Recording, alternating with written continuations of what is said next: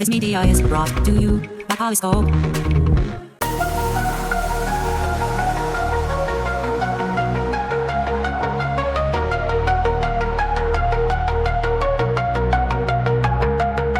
In the realm of tomorrow, where tech meets mind, we ponder, we dream. Thank you so much for joining us here on Think Future Podcast. It's great to finally meet you because this is how we meet each other nowadays, over Zoom. So why don't you tell us a little bit about yourself and your organization and what you're passionate about?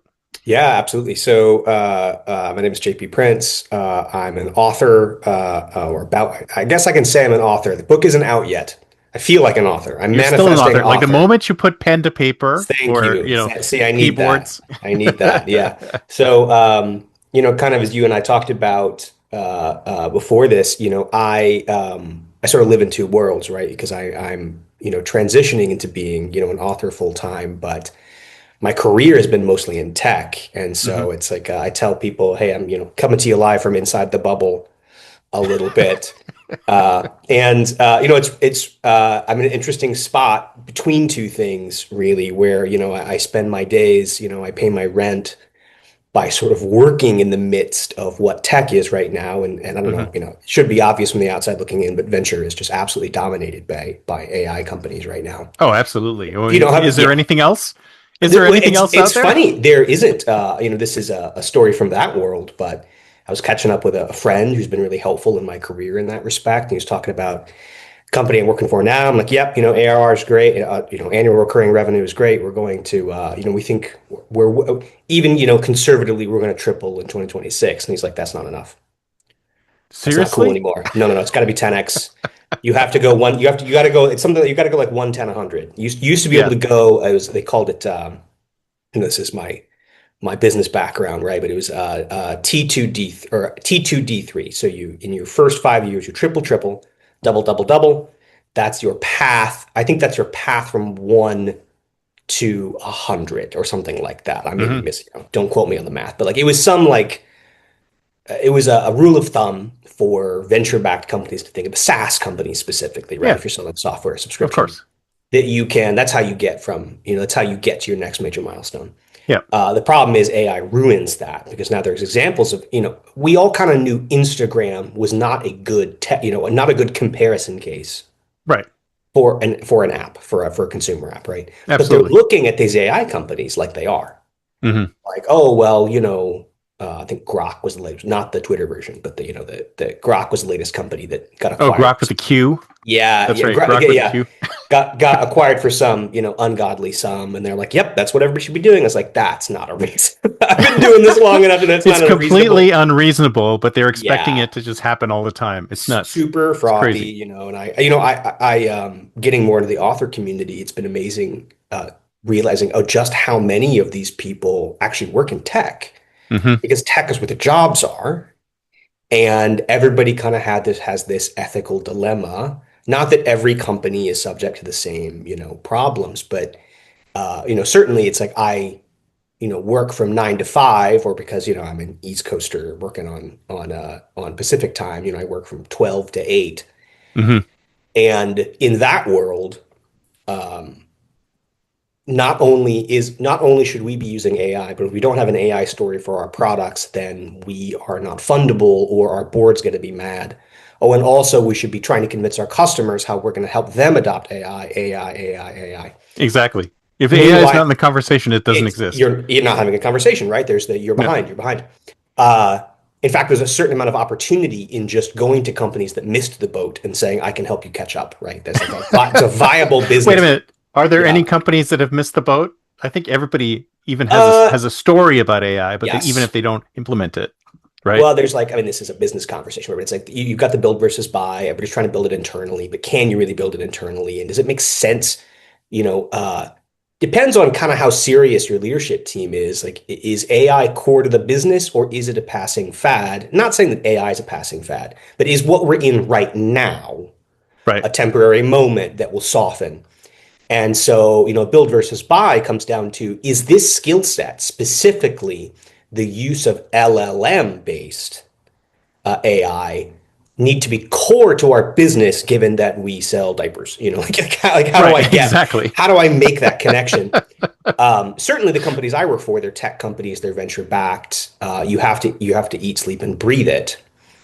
Meanwhile, the community of people I'm excited to spend the next 10, 20 years of my life with have kind of been, I mean, not kind of, they've absolutely been radicalized against it. The backlash is growing.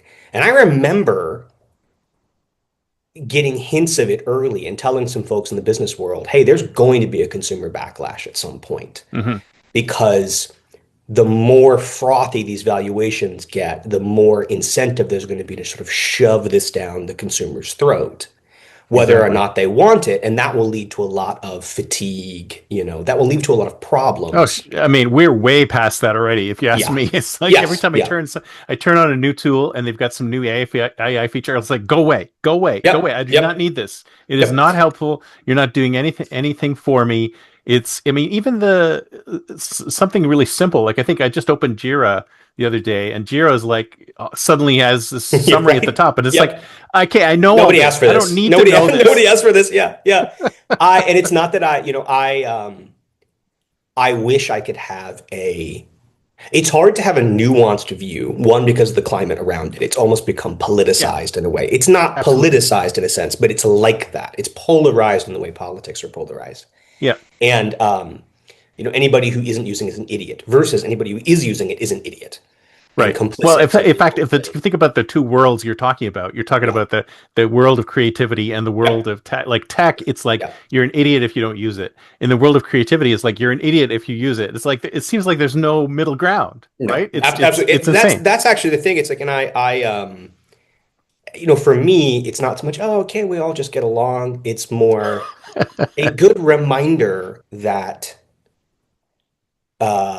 so, be brief tangent, right? So I started my career in market research, qualitative market research specifically. I live in Cincinnati, Ohio, and so like my Oh, Eastern great time. town. I love Cincinnati. Yeah, yeah. Oh, I love it. I It's mean, I'm cool. never leaving. I love it here. Uh, and if you work in market research in Cincinnati, Cincinnati is a big market research town. Kroger's here, but also Procter and Gamble is here, and Procter and Hmm. Gamble makes everything. And both of those companies value market research. P&G especially values market research. Has made it a core Oh, part of big how they time. bring products Big to time. market. They wouldn't be where they are today if it wasn't for that. Absolutely. And Absolutely. so the qualitative, I worked at like a boutique qualitative research firm. So very high dollar, very expensive, custom qualitative research, meaning primarily not surveys, not, it means going into a consumer's home and spending a significant amount of time with them. And oh, by the way, bringing the brand team from P&G with you so they can Wow. hopefully absorb some of who this actual person is and if they are actually going to be your target if they're your prime prospect, Man, your that is target the way to do it. USP. Oh High yeah, yeah, touch. I love it. beautiful. And it was, we did a bunch of training on empathy. Like, is there an academic definition of empathy we can leverage that will help us actually, it's when you get back to your office and you go to your next meeting, do you still feel compelled to make decisions on behalf of that consumer you spent half a day with? Mm. So it was this really, fascinating. It was an excellent way to learn business, actually, very early in my career, because you're learning it from the research standpoint, and all that research is a business strategy to minimize risk, right? If I Absolutely. do the research, I'm less likely to be wrong, and being wrong in a manufacturing setting is insanely expensive. Oh yeah. And Unlike a so SaaS setting where you could just go, you okay, can fix pivot, that. right? You can pivot. In fact, in a SaaS setting, you're trying to increase your speed to being wrong. How frequently can I be wrong? Yeah. Because I Because need to how be wrong as fast as quickly possible. can I fix myself? Right? I can Yes. fix Yeah. myself real Yeah. quick. Yeah. Hmm. So anyway, I tell the story all the time. Core memory early in my career, when you're still learning, you're still trying to figure out which way is up, is they told a story about a brand, I won't say which one, that had a very successful campaign leaning into like, oh, aren't young men all trying to make it with a woman? It was like very heteronormative and very like, people have already probably knowing my age have already guessed the brand I'm talking about. I just won't say the Yeah. name. It was a client.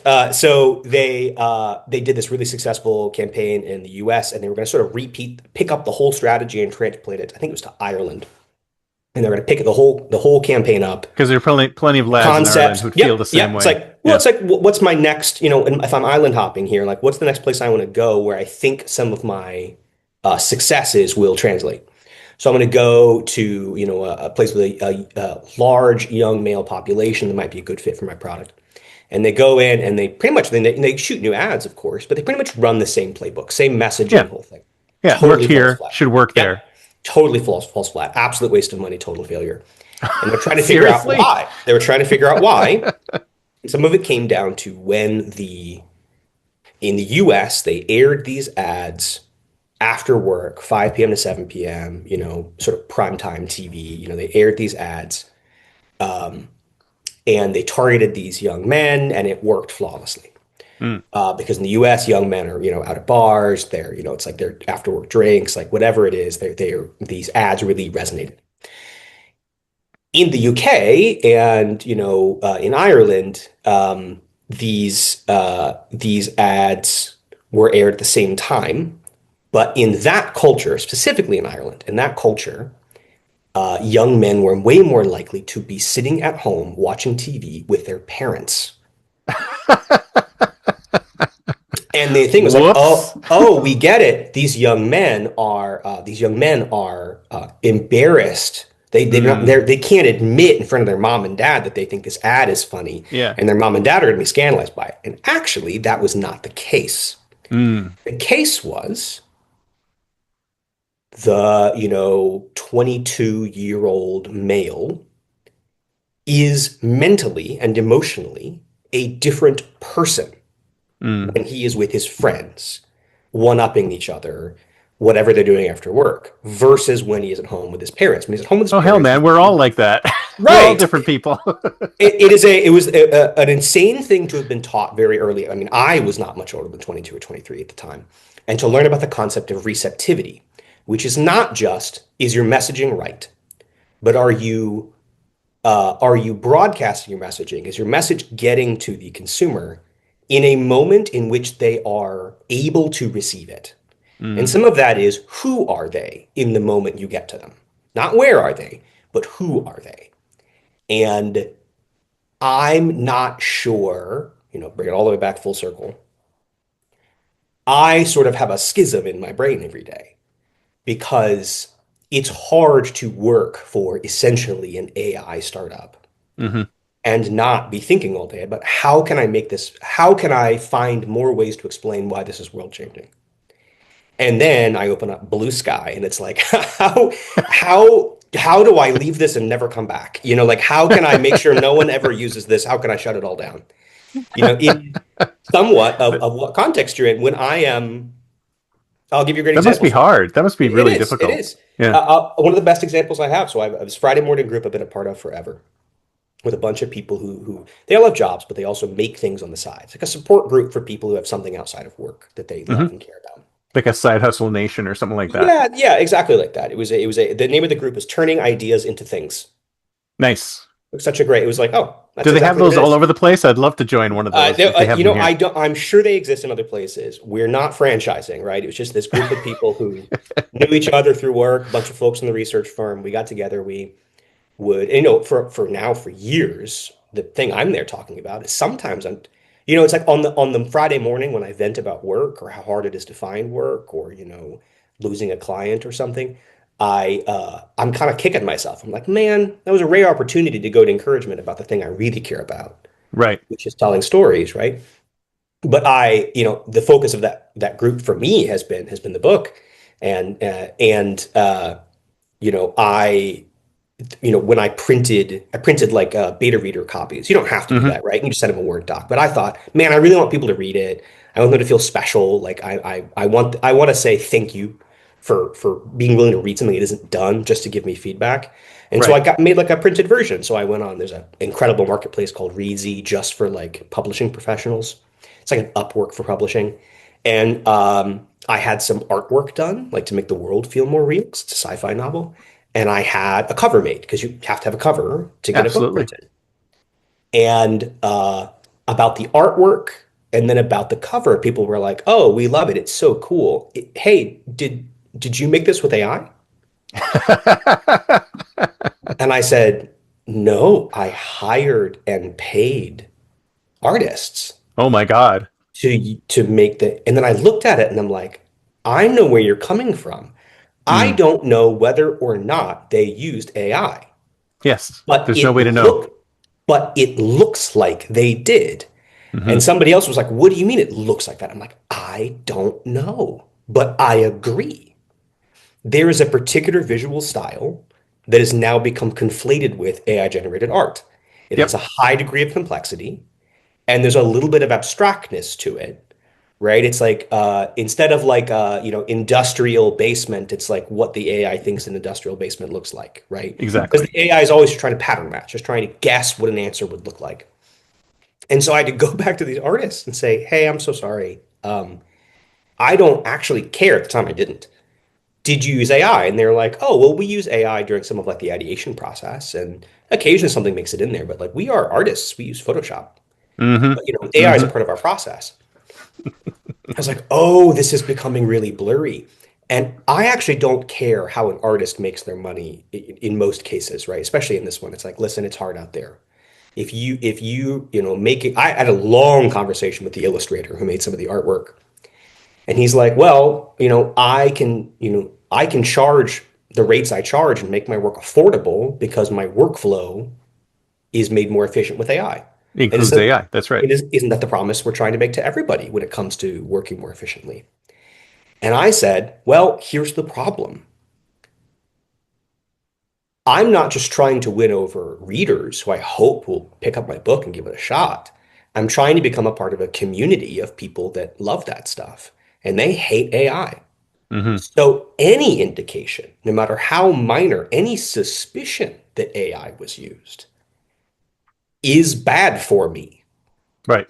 Because the last thing I want to become known for as an author is, oh, he's the pro AI one. It's like, no, no, no, no, no, no. Like I didn't say that. It's like I had to earn a living. I worked for companies that do AI because that's who had budget. I'm a That's where the consultant. money comes from. Yeah, that's where the money comes Unfortunately, it's from. not do what you love and the money will follow. It's the other Right. way It's around. it's absolutely, but it was an interesting moment of like, oh, I had resisted or avoided, let's say, the necessity of having to make a choice. And then suddenly I was like, oh, if I made an image at work and didn't use AI, they would yell at me.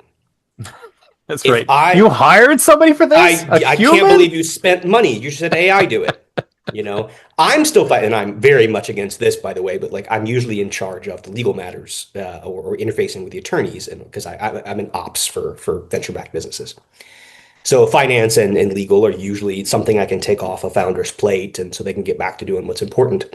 And you have no idea how many times I have to tell them, no, I will not have ChatGPT write this legal document. Under no circumstances will I do that. It's like I Oh my have to God, you draw a sound like a line Luddite. somewhere. You sound I like a have to draw the line Luddite. somewhere, but it's like, I mean, legal in startups is about risk tolerance, right? But it's like, Right. hey, what happens if somebody comes back and you send a document and then they redline that document, and then what? Because there's no attorney to give it back to. So Exactly. it's like you don't know what it says, You're just and neither flailing does in the the system dark. that made it. Like part of the thing with a legal document is like it'd be good to know. Sometimes I go to attorneys, I'm just like, hey, this document is not negotiable. I just need you to tell me what the worst thing in here is. Just tell me what the worst thing is and what happens if it all goes to hell. And ChatGPT You know? cannot tell you that. It No, cannot I mean, tell you. here's the thing. It will. Mm. It will It'll tell you try the and answer. it'll be very It'll try. confident about it too. Extremely confident, like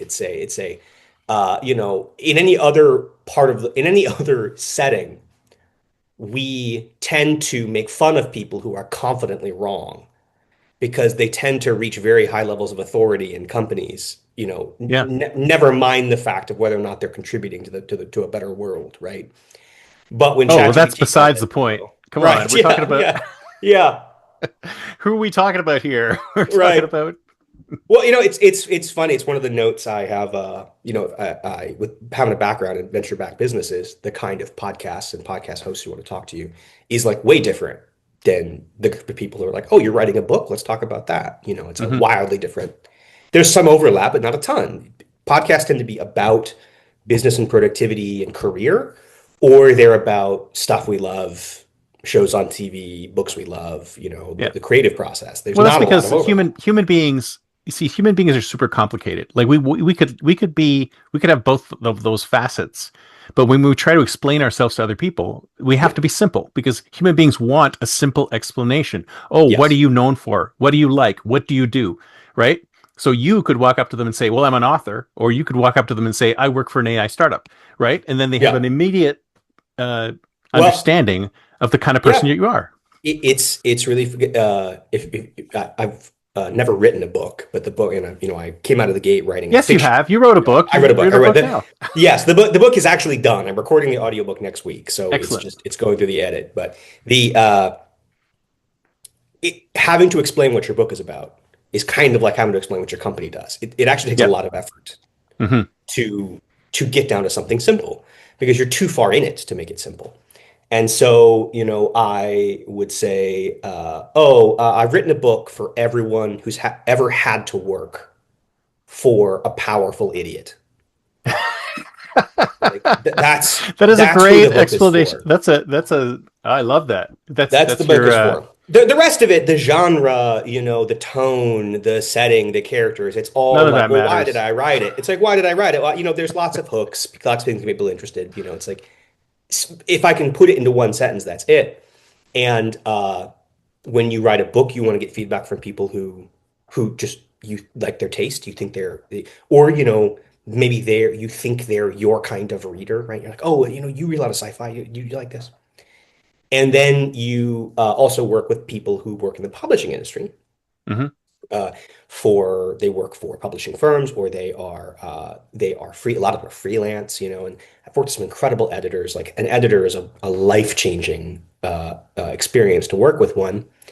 And the editors all said, "Hey, your villain, your big bad guy in your book, he's just not believable. Like he's in charge of this massively powerful company, and a lot of people get hurt on his watch, and but he's just such a buffoon."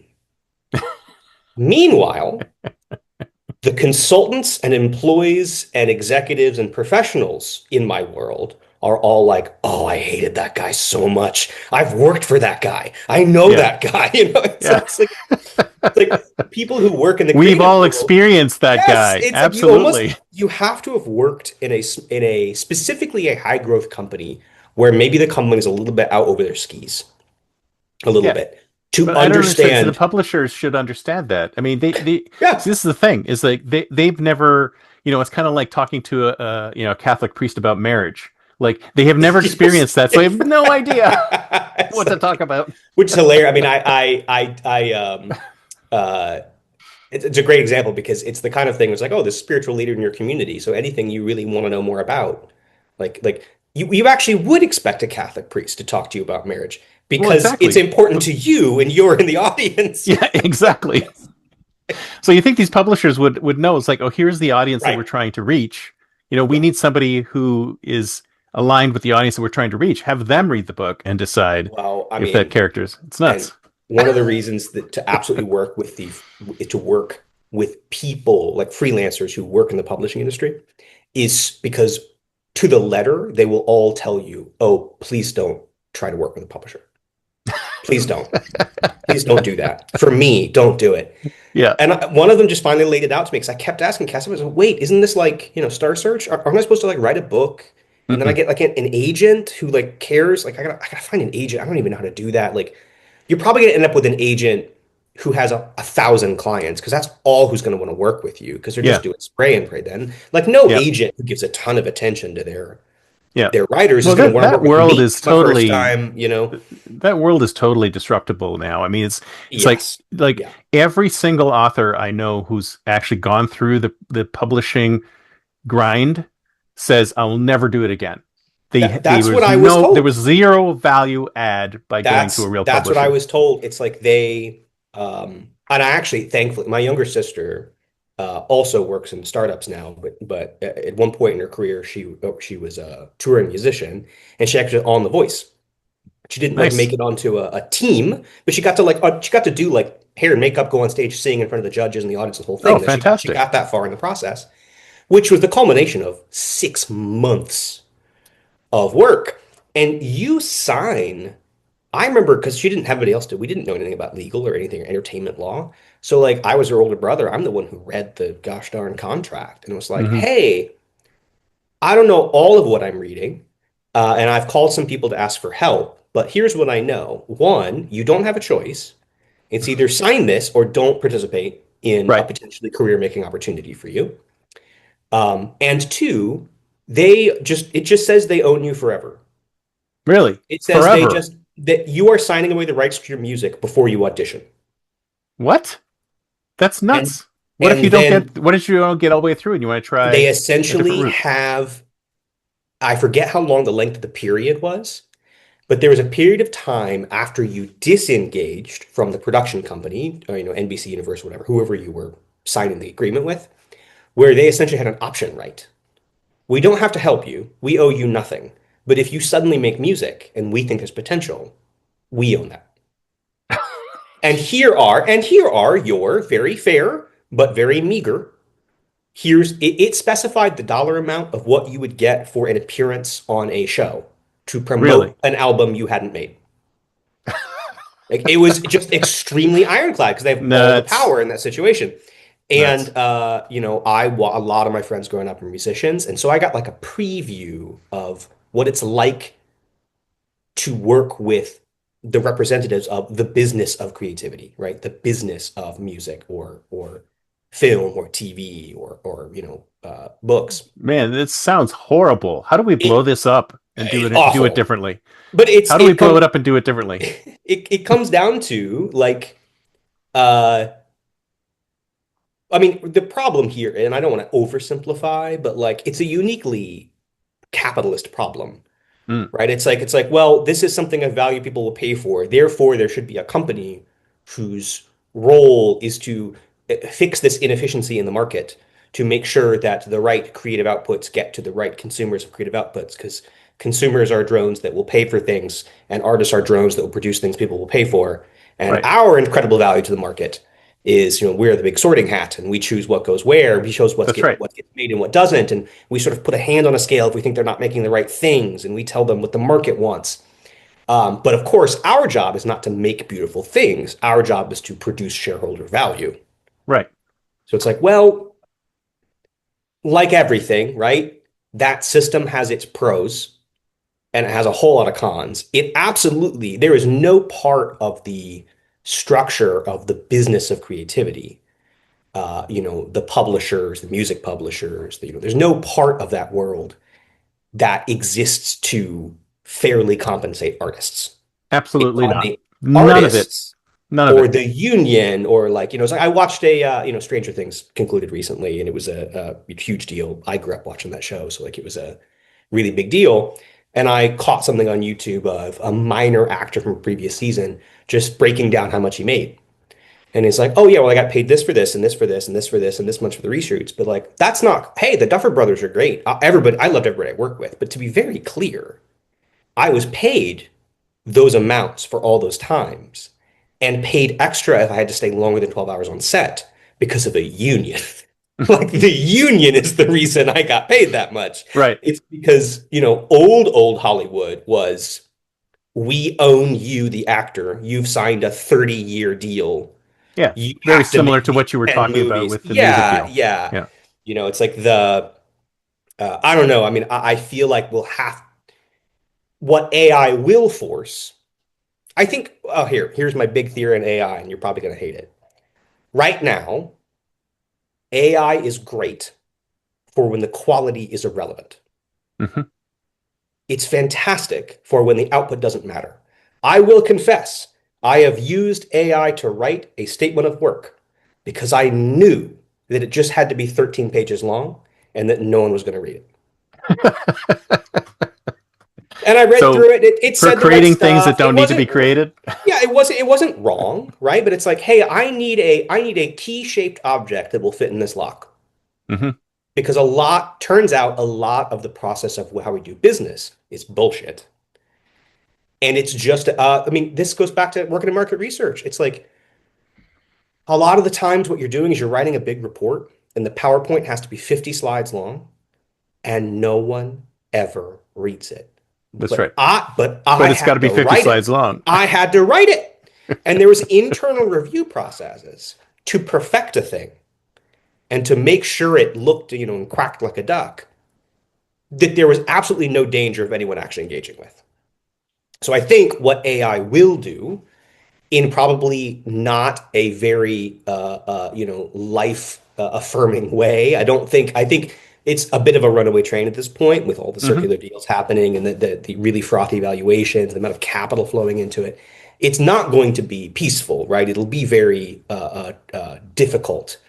But the transition it might affect, the way it might actually lead to a better world, is it might finally illustrate how much of what we hire people to do is not necessary, Hmm. which would raise an even better question that I hope we as a society find the right answer to. So, well, then what should we pay people for if their work isn't necessary? It's like, well, maybe my productive output is not equivalent to my value as a human being and my right to a satisfying life. But we've really equated those two things in a big way. It's like, well, you kind of are your career, and your career is how well you navigate a job at a firm or jumping firms to get a better job. And well, if we determine, the big forcing function, if you look on LinkedIn, which I recommend you don't, right? But the big forcing function on LinkedIn is, well, either you will start using AI or you'll be replaced by somebody who does. And it's Right. like, it's not that I disagree with you. I think it's a little too, I think as a take, it lacks nuance. And what working for 20 years in industry will teach you is nuance, but like as a Right. take, it lacks nuance. But the idea that either I have to begin using a tool I'm not sure does good work to virtue signal that I believe AI is the future, or I should expect to lose my livelihood to someone who's willing to do that, I think is a huge indication that maybe the system is broken in which we compensate people to do work. Oh, it's completely broken. Yeah. Because, and if you think about when you were talking about music earlier, music and any creative arts whatsoever, if you think about the meager amounts of money that people who make in these fields and the emotional uplift that you get out of it compared to, oh, you're gonna pay me 200 grand a year to tweak some code Yeah. or change up an Excel spreadsheet. So it's super burdensome work, terrible for your soul. Yeah. That gets paid a Yeah. lot. But the stuff that's great for your soul, you get paid peanuts for. There's got to Yeah. be some kind of disruption in all this where, and I think in Substack is some of these newer platforms will help you do that. It's like take the creativity and have people pay for the creativity. But then we also need a cultural mind shift that you mean I'm not going to pay pennies to listen to that track. I have to pay dollars, Yeah. to listen to Yeah. that track. Like we are all used to paying nothing for creativity. People want artists to work for free. I mean, it's Yeah. ridiculous. Well, I mean, We need to change that mentality. it gets summed up as a book on my, everybody has that shelf of the to read shelf, right? It's like I've got a big to Yes. read shelf. Yeah. It was so easy to buy the book. And I buy them from Bookshop now instead of from Amazon, doing my part in the world, right? So like I have those books on a shelf I haven't read. The one I'm really excited for actually, because it is something that makes into my work as a writer. The title is just More Everything Forever. It's like, you know what? You're making a joke, and also like that is kind of the core of the It current is. system. Speaking Mhm. from somebody who works with mainly venture-backed businesses, that actually is like a core tenet. Well, we should all get to have more everything forever. Mhm. For free. Yeah, and it should be Don't forget free. that part. Everything wants to. It's like the Kevin Kelly thing, right? He wrote a book called The Inevitable, which is incredible. But it's like, well, I Oh, mean, I love technology. Kevin. Yeah, it's like I know him. technology Yeah. wants to be free. It's like, I mean, I come back to The Inevitable so But often. the information wants to be free, and Yes. that was the wrongest quote, if that's the right word, the Yeah. wrongest quote, Yeah. because it's not the information itself that wants to be free. It's the, anyway, that drives me insane. That totally drives me insane. because just because it costs, it's like, think about it, the CD, right? We used to have to Yeah, pay for a physical object, 15, right. 16 bucks or whatever for physical object. And you turn that into a track you're downloading, and you're like, well, I'm not going to pay $15 for a piece of electronic or an Yeah, MP3 yeah, file. I'm not going to do that. It's like, what are you talking about? The value is in the actual object, not the fact that it's a physical thing. And I think yeah, that's where we tweaked. It's like the object is the thing that's being created. Whether you listen to it on a CD or you stream it, it should have the same value. But yeah, we, yeah. we we're out of that now I mean, but because the distribution cost is zero or near zero. That doesn't mean it's worth that much. yes, it's like the uh, uh, separating the cost of producing something from the value of that thing is an Exactly. important economic exercise. I also think like back to the, one of the companies I work with, they're saying, well, uh, we need in our IC, they're not wrong about this, by the way. It's like in our ICP, our companies, enterprise companies, meaning they can pay a certain amount of money, they have big expensive problems to solve, who have something like a VP level or senior director, or maybe even a C-level AI person, meaning there's Hmm. somebody in charge of adoption of a new technology, which Right. is correct. They're not wrong. That is a sound strategy. As a filtering function, you're right. We've got account executives looking at whatever those are, the reports they put out, that the board, the company puts out every year about what their focus areas are, their financial performances, where they're reading these public documents to figure out, is this company have somebody who are they putting their bet on that's going to help them adopt AI? There used to be a job at corporations, at firms. Uh, it was the CEO, but not the chief executive. It was the chief electricity officer. Their job was to ensure that they had reliable cost to the electrical energy that would power a new era of machinery, Hmm. that would power the lights so shifts didn't have to be bound by, so you weren't, your candle budget and your whale oil budget went down, that would keep the lights on, keep the machines running. Not everything was electrically powered, but some things were. And there was this huge push to adopt this technology. And on the one hand, yes, electricity has been transformative. I think Hmm. AI will also be transformative. But if I go back and say to you, working in that factory, listen, it's your job to figure out how to adopt AI and make your work more efficient. That's bullshit. Hmm. It'll have nothing to do with you. It will become invisible. AI is what we call things that don't work yet. Yeah. It's kind of like when the internet first got big in Yeah. the 90s or whatever. It's like we actually had organizations which were promoting the internet. And I Hmm. thought, okay, this is foundational. Eventually, all Yeah. these things are going to disappear. They're just going to go away. And we're seeing the exact same thing with AI. But of course, everything's accelerated much faster. So Yeah. so Yeah. do you want to talk about your book a little bit? We haven't Yes, I gotten would into love to. that at all. And we're Yeah, I already a know. little over time. We're So over time. I let's do it. appreciate the time. So yeah, Of course. you can find out more about the book at jpprince.com, jpprince.com. It's my only book, so it'll take you right there. Name of the book is The Mess. The mess. I The love it. Mess. I am fascinated with all things cyberpunk, which is a genre that got really big Oh, my in the favorite. 80s. I Yeah, so love William Gibson. He's like yes, he's like the absolutely. best. It's Neuromancer. like, Yes. So like yeah. so I love cyberpunk. I was like, man, I want to tell a story in that universe. And I was actually doing with a group of friends like a tabletop game like D&D, but not D&D. It was very Right. cyberpunk focused and like like every game like that we played for 2 sessions and then people like, oh, we never got it booked again. But I was just obsessed with this world that I put it's like, man, I want to tell a story in this world. Yeah. So I did, and probably pretty unintentional. You got to sit down and write something every day. Probably pretty unintentionally, but naturally, I would say the story became about uh, a future in which governments are weak, but corporations are very strong. Mm. And what does that world look like? Very cyberpunk. That's Very like Gibson's cyberpunk. Gibson's worlds were like that too. Absolutely. Yep, yep. So very, but there was a very popular game that came out, Cyberpunk 2077. Uh, not like neon Blade Runner cyberpunk. We're not there yet. I was like, okay, if this is today and we're here, and out there is Blade Runner, out there is Neuromancer, out there is Islands in the Net, right? What is exactly halfway between those two things?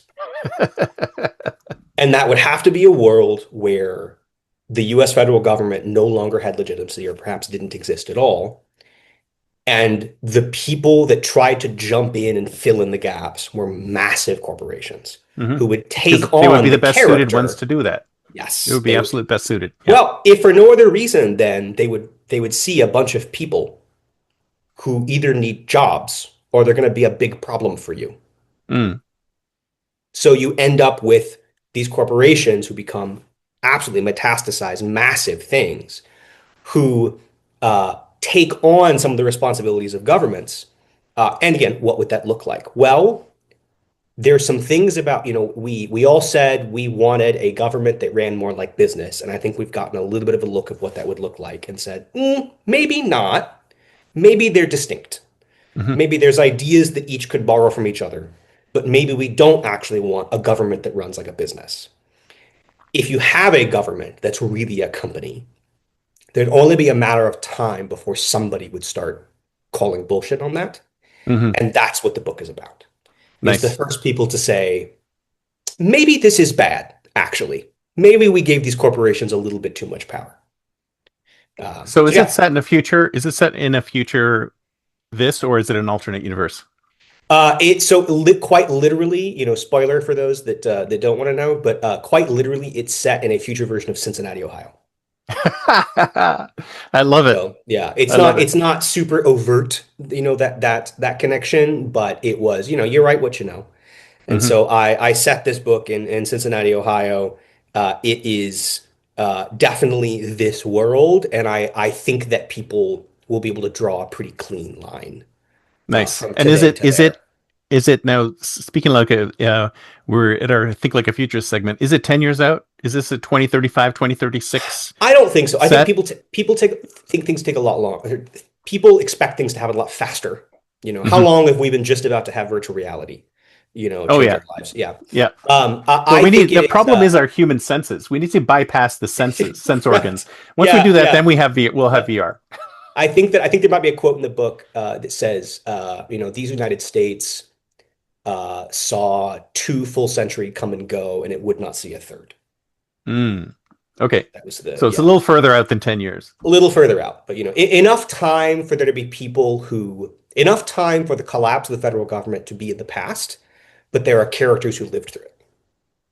Nice. And no, I don't think we're very close to that. And no, I hope it doesn't happen. You never know. But it was a massively fun exercise to, all sci-fi is let me take something that annoys me right now and imagine if that got a lot worse. Yeah. For me, or better. You could write utopias. I try. I'm trying to promote people to write utopias, but nobody writes utopias. Nobody reads utopias. What the hell is wrong with human beings? Come on, man.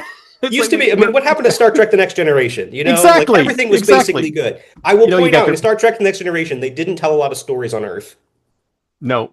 It was all about Earth. Things happening supposedly, Earth was okay, right? Yeah. Right. When it's like, what's wrong with post-scarcity societies? I love the culture series. I love there's all these great post-scarcity societies where everything is generally good, right?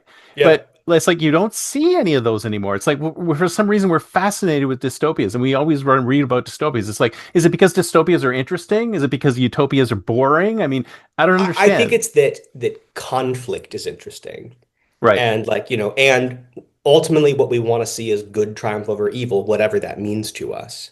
Yeah, and I think you can tell those stories in a utopia. Absolutely. Well, but I look at in the culture series, you've got special circumstances. You got how they interact with other, lesser evolved cultures, and I'm like, that's perfect because show an evolved culture, which is a utopia, and show how it interacts with non-utopias. I mean, that's the kind of stuff I want to see more of. Even in a story based around utopia, the story has to be about conflict, right? And in that world, it's about the conflict between this supposedly advanced, and I mean, there's so many which is okay. Plots, I'll take it. But it's always also really telling that a lot of the plots in a utopia are actually poking holes in the idea of the utopia. Right.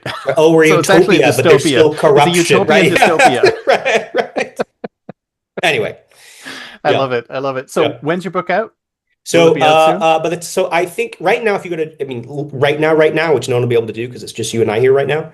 If you go there, you'd see like a get notified form. My hope is to be able to put up like a pre-order soon. There's a process you have to go through before you can actually have something pre-ordered. I'm targeting like mid-Feb Okay. for the audio, the print, and the ebook. So we'll Excellent. have it Well, all I'll at put the once. links in the show notes below so That we would be can great. people Yeah, can go absolutely. directly to it.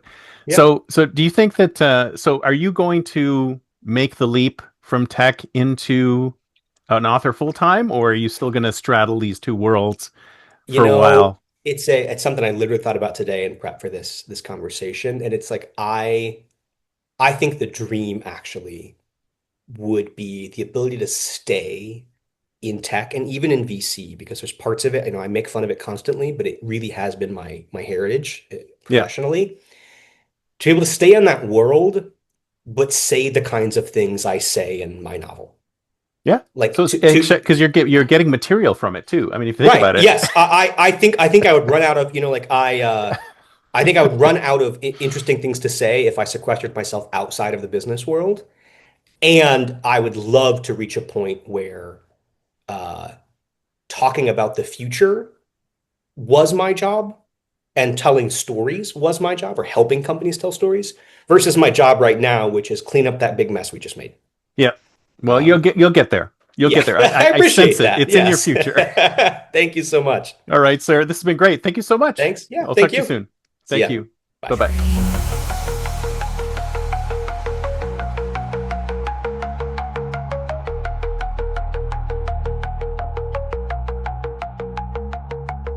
Pixels and philosophies merge and mold, a future untold, unseen.